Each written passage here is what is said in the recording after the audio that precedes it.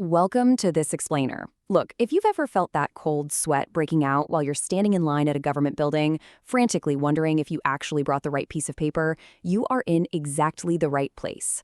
Today, we're taking a notoriously dry, confusing government checklist and turning it into your ultimate foolproof quest inventory. The goal here is simple. We want you to conquer the DMV on your very first try, no turning around and going home empty-handed. Let's get into it. So picture this scenario. You've packed your bags, you finally made it to the airport, you're standing right there in the security line. And bam, you were denied boarding simply because you brought the wrong ID. That is the very high-stakes reality we are solving today. The rules for domestic travel are shifting, and honestly, the margin for error is officially zero. If your paperwork isn't perfectly aligned with the new standards, your vacation or that super-critical business trip could literally end before you even make it to the gate. Here is our agenda for today. 1. Why you need real ID. 2. Document checklist identity status. 3. Document checklist proving residency. 4. The step-by-step process. And 5. Pro tips for success. Let's dive in. Section 1. Why you need real ID. Okay, so here's the deal. Unless you actually want to lug your valid U.S. passport around with you everywhere you go, you're absolutely going to need a real ID. As the source material makes super clear, this upgraded ID is becoming the mandatory standard for basic domestic flights. So flying from New York to Chicago? Yeah, you need it. But it doesn't even stop at the airport. It's also going to be strictly required to access certain federal facilities. Now, sure, there's an exception. You can use another accepted ID, like your passport, instead. But for everyday convenience, upgrading your primary driver's license or state ID is hands down the easiest way to make sure you're never caught off guard. Section 2. Document checklist, identity status. We're going to use a super simple 1-1-2 formula today to get your paperwork sorted. Here is the very first one. You only need to bring exactly one document to prove your identity and lawful status. Seriously, don't overcomplicate it. Just make sure it's exactly what they're asking for. Looking at the official guidelines, you just need to pick one heavy hitter from this list. A valid U.S. passport is usually the easiest if you've got one handy. If not, a certified U.S. birth certificate works perfectly. But pay attention to the word certified there. A cute, decorative hospital certificate is not going to cut it. Other options include a green card, a certificate of naturalization or citizenship, a foreign passport with a valid visa and I-94, or an employment authorization document. Pick the one that's easiest for you to grab, make sure it's valid, and boom, that's item 1 checked off your inventory. All right, moving to the second one in our formula.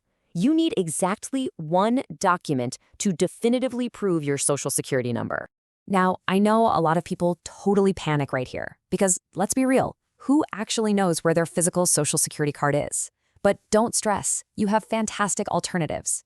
Dig through your files and just grab one qualifying document. Obviously, the physical card itself is ideal, but if you can't find it, grab a W-2 form. An SSA 1099 or a non-SSA 1099 works too. Actually, even a recent pay stub works. But, and this is a big but, you have to make absolutely sure it shows your full Social Security number, not just the last 4 digits. That full number is the absolute key detail to check before you leave the house. Okay, watch out for this one. It's a bit of a wild card. If your current everyday name doesn't perfectly match the name printed on the identity document you chose in step 1, like maybe your birth certificate has your maiden name but you go by your married name now, you have some extra homework. You have to bring the official paper trail connecting your old name to your new one. We're talking an original or certified marriage certificate, a divorce decree, or a court order for a name change. If you skip this step, there's literally no way for them to verify that the person on that birth certificate is the person standing at the counter. Section 3. Document checklist. Proving residency. And here is the final part of our 1-1-2 rule. You must bring exactly 2 different documents showing your current residential address. This is how you prove to the state that you actually live where you claim to live. You have a really wide range of options here.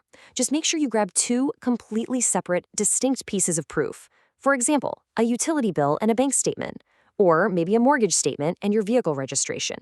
The absolute crucial element here is variety. Bringing 2 different utility bills from the exact same company, yeah, that might not cut it. Bring 2 entirely different types of documents from this list and verify they both clearly display your current physical address. And just a quick heads up, P.O. boxes are absolutely not allowed for this step. Section 4. The step-by-step process.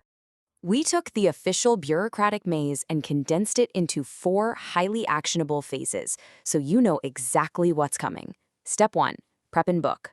Always check your specific state's DMV website for any weird local quirks. Gather the 112 documents we just covered, and if your state allows it, book an appointment. Trust me, booking ahead is a massive time saver. Step 2. Visit and submit. Head to the office, grab your number, and confidently hand over your perfect stack of papers. Step 3. Pay and photo. You'll pay the fee and smile for your new picture. Finally, Step 4. Receive ID. They'll usually hand you a temporary paper document on the spot, and your shiny new real ID will arrive securely in the mail a few weeks later. Section 5 Pro Tips for Success. Listen closely, because this right here is the absolute most common reason people have to make a devastating, super frustrating second trip to the DMV. You must bring originals or certified copies. Regular at-home photocopies will be rejected immediately. Scanned your birth certificate and printed it out? Invalid. Made a copy of your social security card? Invalid. The DMV needs to see those raised seals, the official watermarks. They need the real deal. Don't let a simple photocopy be your downfall.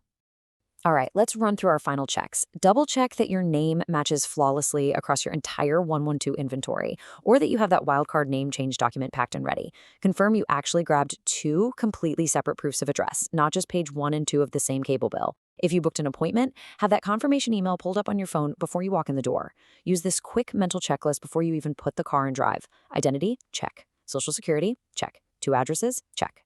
Name change docs? Check if needed. With this explainer guide under your belt, you are fully armed to just breeze right through the DMV.